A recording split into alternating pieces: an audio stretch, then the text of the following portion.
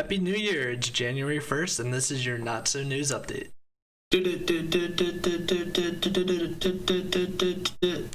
So, starting us off with the Daily Caller, we have Biden overruled objections to Trump's 2017 Electoral College win. Will Pence do the same for Biden? His office won't say.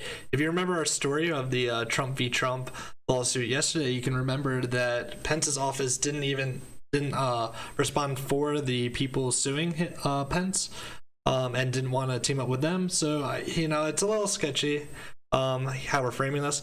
And then we have a quote here from Representative, this is Hawley, I believe, which is the senator, saying, following both the 2004 and 2016 elections, Democrats in Congress objected during the certification of electoral votes in order to raise concerns about election integrity.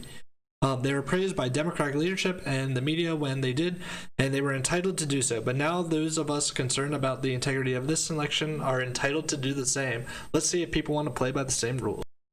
From the DC report, we have a story here. Republicans have a friend in the company that counts their votes. Voting results in 3 states that saw surprising majorities by vulnerable incumbent Republican senators, Maine, North Carolina, and South Carolina, were almost all tabulated on ES&S machines. ES&S is a competitor to the Dominion voting machines. And I just want to say that, calling out these voting votes are, unpatriotic, borderline secession. And wait, these are all Republicans that won? All right, okay. In our news segment that we're calling Is It Essential or Not, we have Michigan woman who made election fraud allegations could face lawsuits. This is coming from Dominion.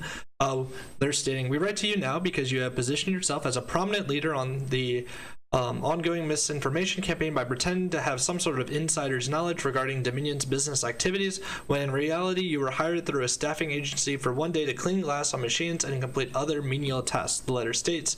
Barone, who is the claim of voter fraud within Dominion states, my job description was in IT supports. I don't know what they mean when they say cleaning glass. I never cleaned glass. The real question, though, is IT support menial, and is IT support essential during COVID? Next, we have a story here from the Daily Wire. Government fines distilleries $14,000 for making hand sanitizer during pandemic shortage. If you remember back in March and April, all the stores were completely out of toilet paper, cleaning products, hand sanitizer, etc. So a lot of the alcoholic distilleries picked up the slack and even donated some hand sanitizer to different frontline workers.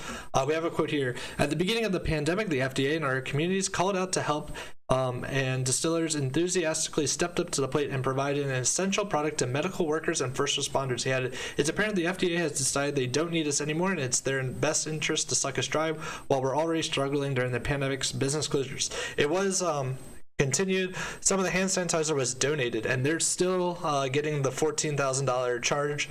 This is a result of the CARES Act, which was part of the emergency coronavirus relief bill. So some of the senators should have really read over the 6,000 pages.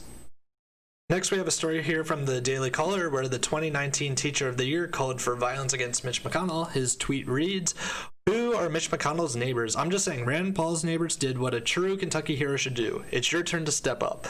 And then further down, we have, after he was called out for the issue, he said, I recently made a bad joke on Twitter about Rand Paul's fight with his neighbors in relation to Mitch McConnell's neighbors, and I was wrong for that. No one should be assaulted due to my ignorance of the situation. I did not know Rand Paul was seriously injured in the altercation. Really sounds like he was calling for assault to me.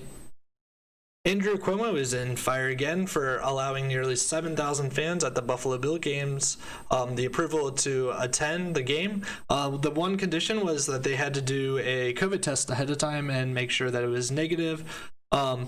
The real issue here is that the restaurants and stuff in the neighborhood are still closed, and the real critique is why can't they just use a $5 15-minute Abbott test to, get the results and then, have a restaurant open just like the Bills are. Looks like we have Andrew Yang joining Team Trump on the fake news narrative. Here we have Andrew Yang in a tweet was saying, heck yes. And the article reads, or the headline says, McConnell House's $2,000 stimulus checks are socialism for the rich. And, it seems a little iffy, Andrew Yang approving that. However, he comments, they just switched the headline. It was Lindsey Graham demands a vote on $2,000 checks. Fake news. And finishing us off, we have from KQED, make universal vote by mail permanent, says California Secretary of State nominee Shirley Weber. In this, she gives, all the reasons why there was so much turnout in California, which I'm perfectly fine with. My question for her, as well as you guys in the comments, what ways can we do to increase the education of voters? My personal preference is that we remove the D and the R on the ballots. That way people have to actually research who they're voting for. Share your thoughts below. And that's your January 1st Not So News update. If you haven't already, please like and subscribe. Check out my Twitter, Instagram, or Twitch channels, and have a happy new year. Take care.